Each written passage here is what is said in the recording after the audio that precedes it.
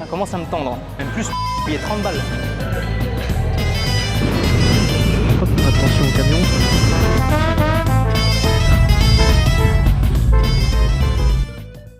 Comment ils vont les petits potes? Là j'ai sorti le petit microphone parce que je suis en bas de mon hôtel. Comme ça au moins vous allez m'entendre un petit peu mieux. Aujourd'hui on a plein de choses de prévues. On a des attractions touristiques, on a du scooter, on a une soirée ce soir mais j'en dis pas plus. En tout cas on a pas mal de choses donc ça va me permettre de vous montrer tout ça. Une journée avec moi tout simplement, une journée au Vietnam, une journée à Da Nang. Il faut savoir les gars que Da Nang c'est la 3e ville la plus grande du Vietnam. Bon les gars, on est en direct du garage de location. J'ai pas parlé très fort parce que la dame elle termine avec des clients.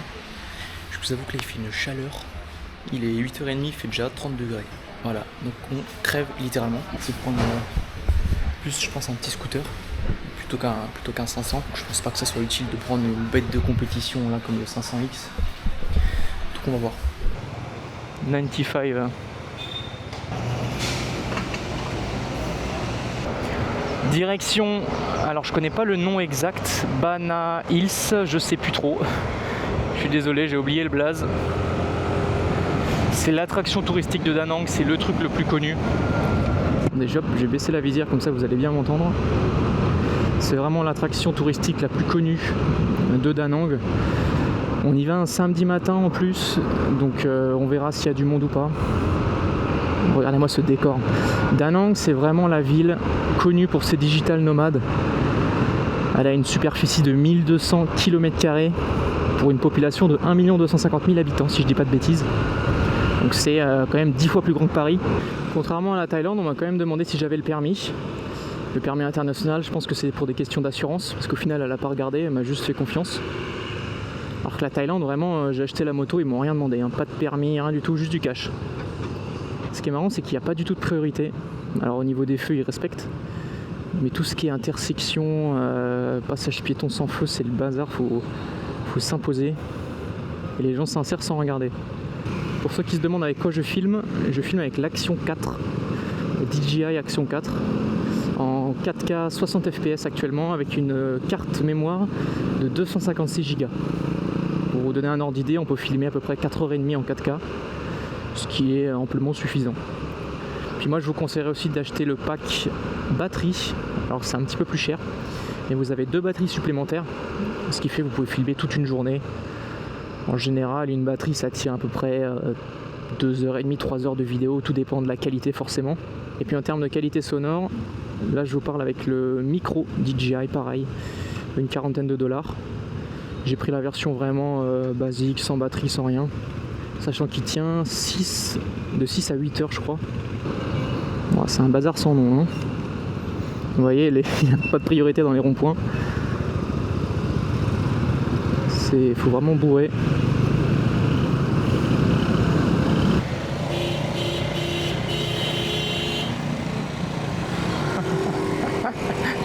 Le bus en Y.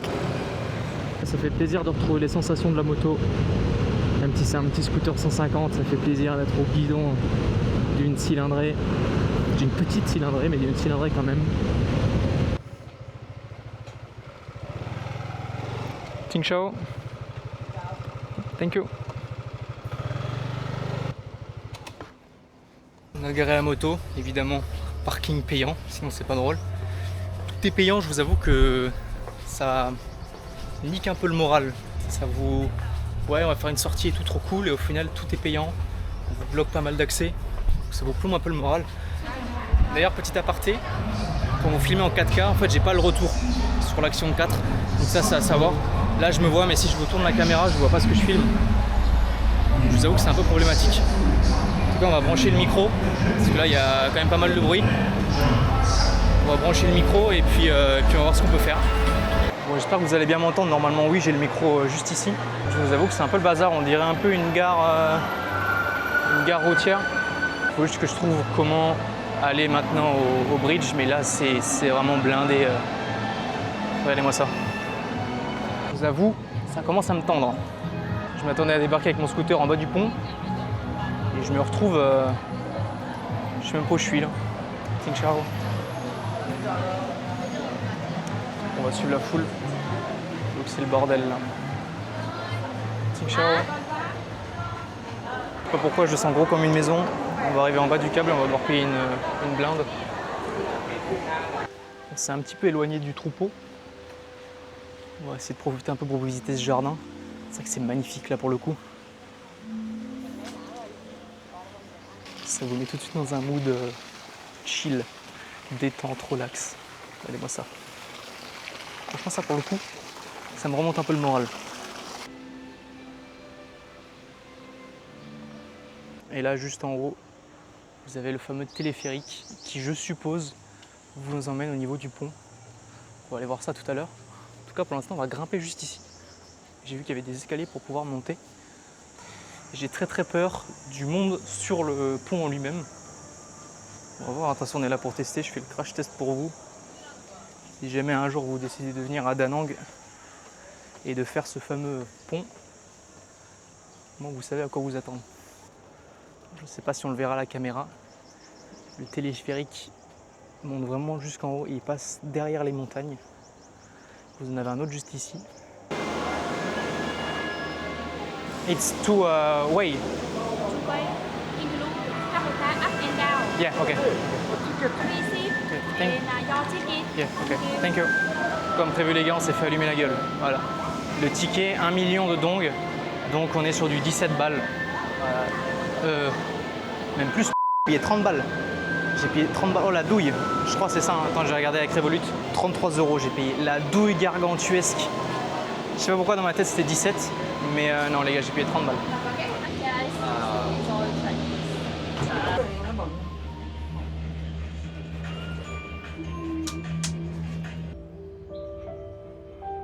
They go pretty high, guys.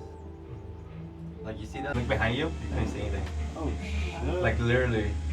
And then you don't even know if it's good or not.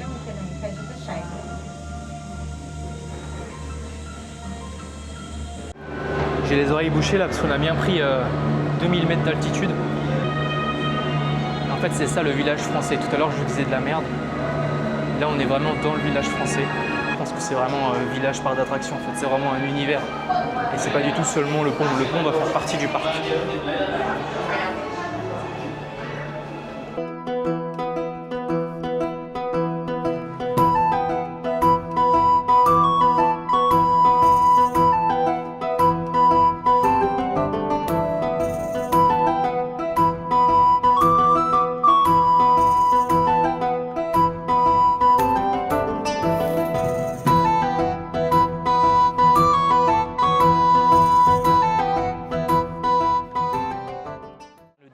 Au final, je claque 30 balles pour se retrouver dans un village français à 10 000 km.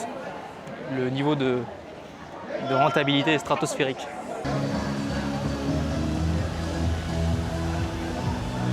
Ça n'égalera évidemment pas les jardins versaillais, mais on est pas mal, il y a un petit truc quand même. Je pense qu'ici on est dans un délire signe astrologique, parce que vous avez le poisson, vous avez le bélier, vous aviez le taureau, vous avez les 12 signes tout simplement.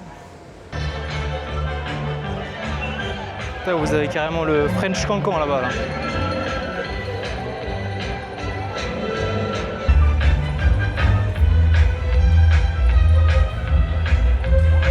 C'est ce que je vous disais tout à l'heure, le fameux parc d'attractions. C'est Montagne Russe Fantasy Park. Ils ont vraiment installé un parc d'attractions dans le village. C'est n'importe quoi.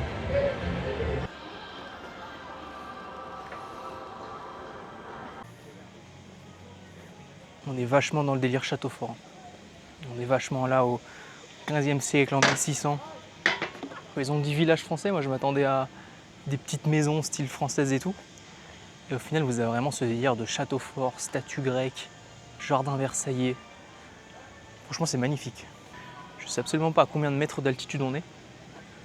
Mais là, on est vachement haut, les gars. Je vous mettrai en bas de l'écran. Je vous parlais des dieux grecs tout à l'heure. Bah là, on les a tous.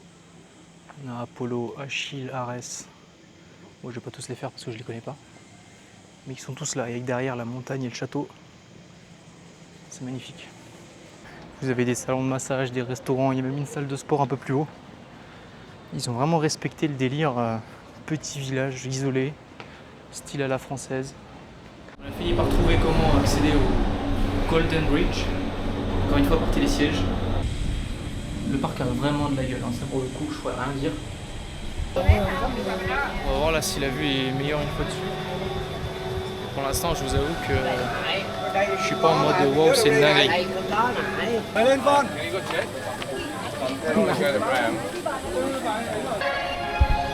écoutez, carrément du mal à circuler tellement c'est le bordel. La vue est ça passe. On a connu pire, on a connu mieux. Mais là je vous avoue que c'est une douille gargantuesque. Parce que le pont il fait 200 mètres quoi.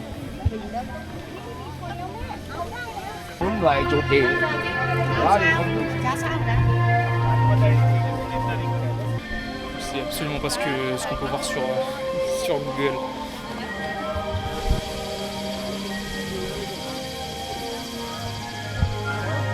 Regardez-moi ça, on peut même plus circuler. Si je dois vous redire mon ressenti comme ça sur le pont, c'est de la merde. Voilà. Je pèse mes mots. Ça a chier, comme vous pouvez le voir, c'est blindé de monde. Le pont il fait littéralement 20 mètres. On peut à peine circuler, tout le monde prend des photos, ça rend fou. Je vous avoue que c'est une expérience nulle à chier. Voilà. Et mes mots sont gentils encore. Ciao. Vous allez me trouver aigri dans cette vidéo, mais je voulais me réconcilier avec les lieux touristiques. Ça m'a dégoûté encore plus. Bon les amis, on est reparti. Il est 15h. On a fait une petite sieste chill. On a mangé tranquillement. Et là il nous reste 1 heure avant d'aller rejoindre les copains. Donc on va en profiter pour aller faire un petit tour de la ville et aller dans cette fameuse presqu'île qui est un peu plus haut, au nord de Da Nang, pour vous montrer la fameuse plage dont je vous parlais ce matin.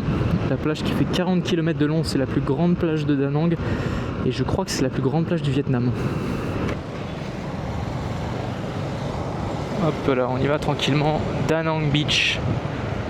Regardez-moi cette eau bleue. Il n'y a personne qui s'entraîne samedi après-midi. D'habitude il y avait plus de monde. Moi ça, tout le monde s'amuse sur la plage. Ça fait du beach volley. Il y a des scènes de concert pour le soir. Il y a des bars dansants sur la plage. Franchement l'ambiance elle est top. Alors, normalement on va pouvoir voir d'ici la femme Bouddha.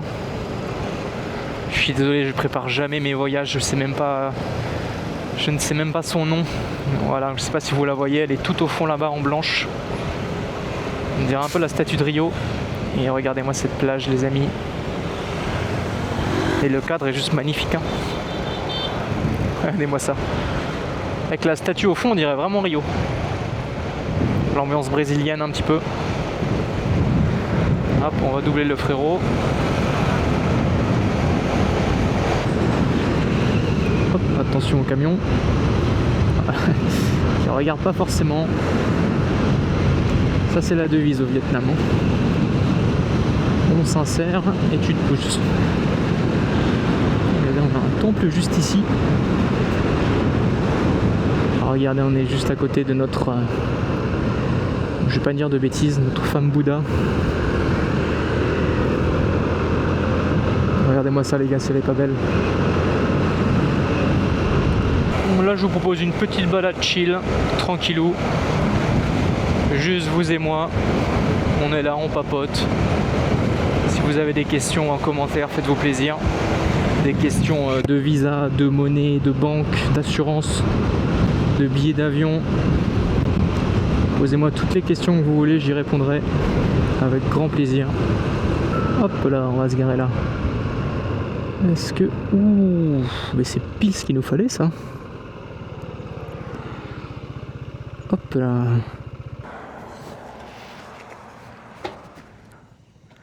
J'espère qu'on le voit bien à la cam. Da Nang tout au fond. Les petits bateaux de pêche. C'est magnifique les gars. Là-bas on a la petite femme Bouddha. Incroyable. On a rendez-vous à 16h, donc je pense que Eric nous a prévu des choses pour nous appeler à 16h. Parce qu'Eric les gars, c'est le voyageur ultime. Je lui demanderai de nous refaire une petite présentation pour vous. C'est le GOAT du voyage. Il va avoir 61 ans cette année, si je dis pas de bêtises. Et il voyage depuis ses 20 ans. Donc, je lui demanderais qu'il nous raconte des petites anecdotes croustillantes. Ça pourrait être sympa. C'est pareil, les piétons, voilà, faut faire comme lui. C'est-à-dire que tu t'imposes. Parce que si tu t'imposes pas, comme il n'y a pas de feu, bah, tu passes jamais. Yeah?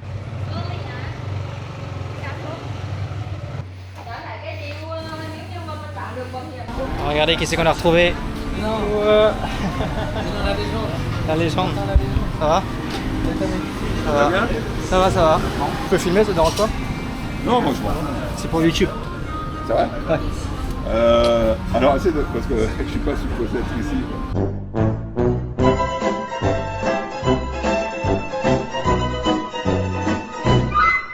YouTube, j'ai 80 abonnés.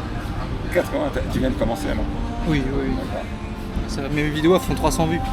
Non, ouais, tu peux me filmer 80, ça va. Tu pourrais nous raconter quelques anecdotes croustillantes? J'ai promis à la communauté, j'ai dit que tu étais un grand aventurier. Non. Ce qu'il y a, c'est que... Je pourrais te raconter, mais tu le mettras posthume.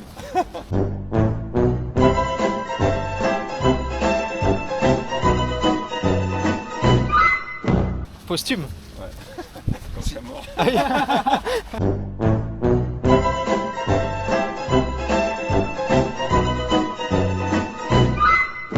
J'essaie de rester sous les radars.